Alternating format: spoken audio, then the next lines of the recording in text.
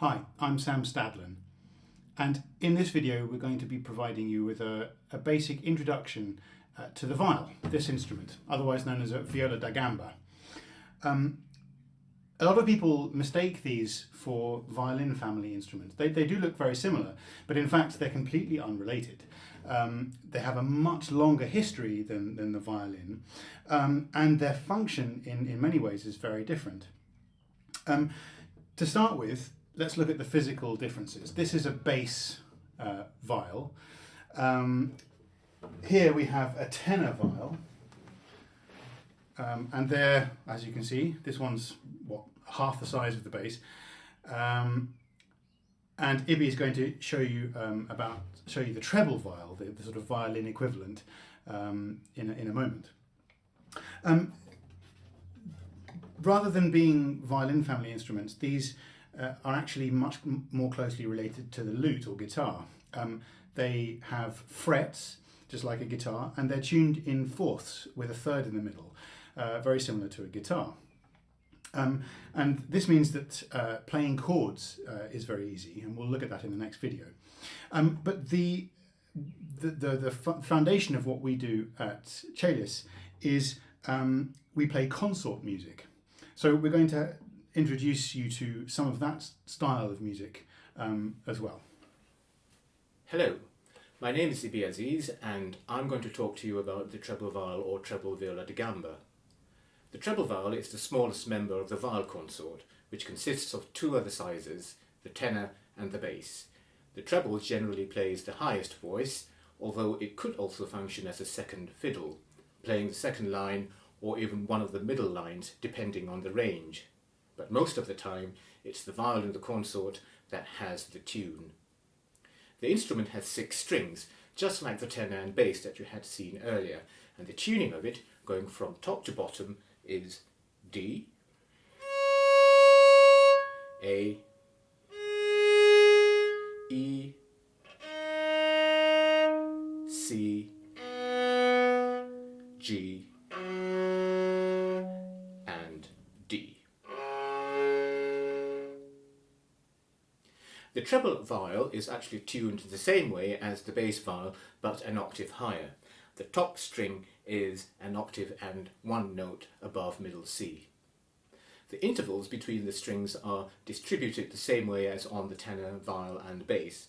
2/4 from the top downwards, a major third in the middle between the 3rd and 4th strings, followed by another 2 intervals of a 1/4, making the distance between the lowest string and the top string exactly 2 octaves apart. This particular instrument is a copy of a treble viol that would have been around in the 17th century. One feature of this instrument that I love is its scroll, which is an open scroll that one would typically see on a viol, but this one has been carved in a particularly elegant way. The back is flat, like on other viols, with a sloping shoulder that connects to the neck.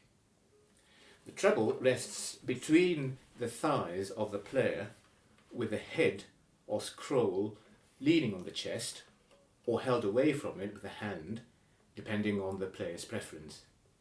Even though the size of the viol is small enough to make one think that it could perhaps be held this way, like a violin or viola, the treble viol, like other members of the gamba family, is held vertically on the gambas or the legs.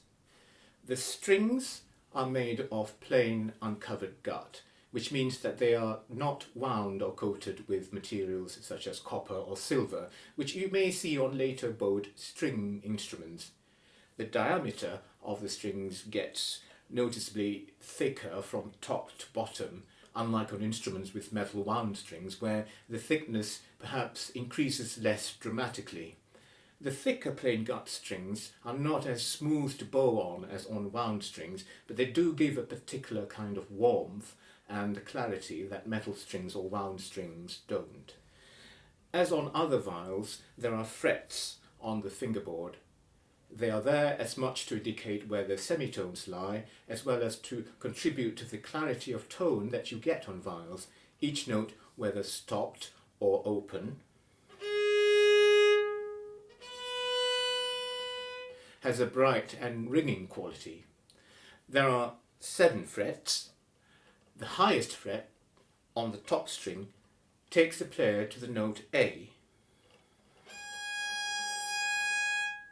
an octave and a major 6 above middle C. The good range of the treble viol lies approximately from this note downwards to G, a fourth below middle C, which incidentally is the lowest note on the violin. The lowest string of the treble viol is very rarely used, I think for the simple reason that it's not got a particularly attractive sound, and the note there could be played more effectively on the bass or tenor. At the top end, unlike the violin, the treble viol loses resonance as the notes go very high, and although in consort music one would expect to find notes as high as top C, 2 octaves above middle C, and actually even in one case in a Purcell Fantasia a top D, these are not very frequent, and composers who wrote for the instrument generally kept the range within the fretted part of the fingerboard, avoiding the very lowest string. So although on the violin these high notes I mentioned are considered normal, on the treble viol they are somewhat stratospheric. This is my bass viol. It has 6 strings, and it's tuned in fourths with octaves at the top and bottom. So the top string is a D and the bottom string is a D. In between, going from bottom to top, we have G, C, E and A. On the tenor, this is completely different. The tenor is tuned in G, whereas the bass is in D. So the octaves on this instrument are the G's at the top and the bottom, and in between we have C, F, A and D.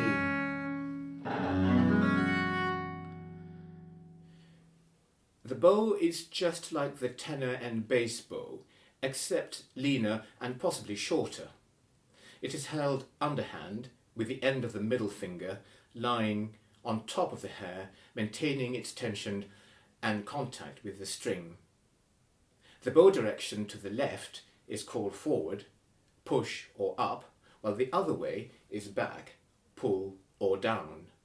The strong bow is the push, while the weaker is the pull, which is the opposite to violin bowing.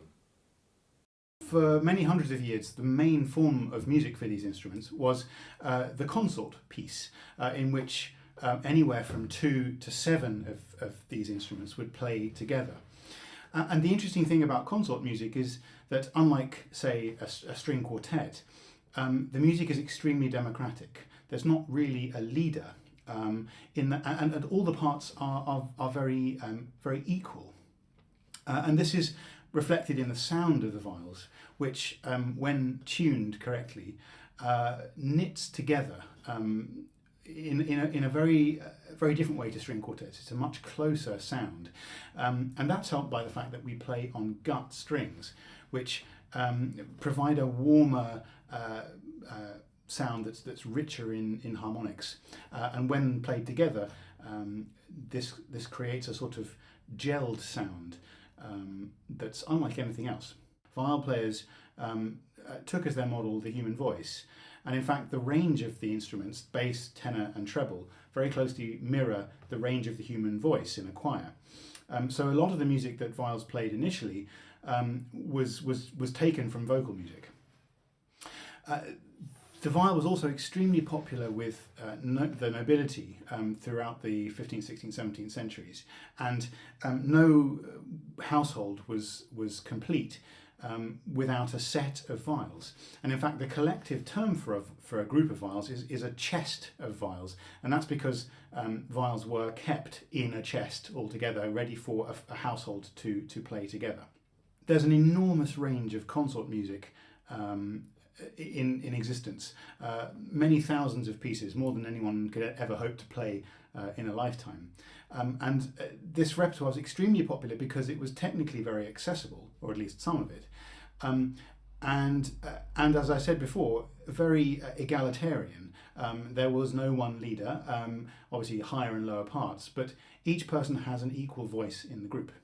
Consort music ranged from dance pieces through to liturgical music, and also included some really extraordinary examples of avant-garde composition, some true experimentation, which some of which is strange and unusual even to our modern ears. But the sound of the consort never changed. That extremely close and dense sound. Here's an example of that. This is a piece by Holborn taken from Chalis's YouTube channel.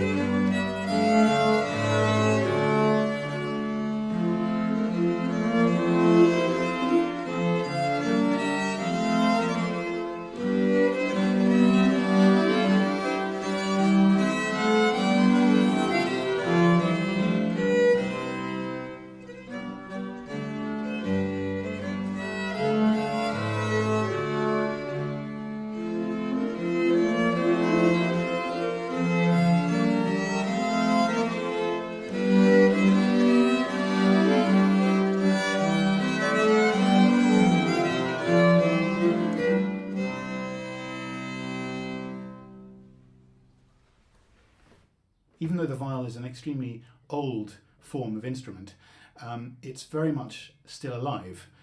Composers are still writing music for it, both unaccompanied or in its solo form, and also in consort. And we at Chalis are very lucky to have Jill Jarman writing music for us. We have a new piece called Revelation, which is for singers, viol consort, and marimba, played by the amazing Evelyn Glennie. And you can hear an excerpt from this piece on our website. Thanks very much for watching, and we hope this has given you an insight into the history and function of the viol.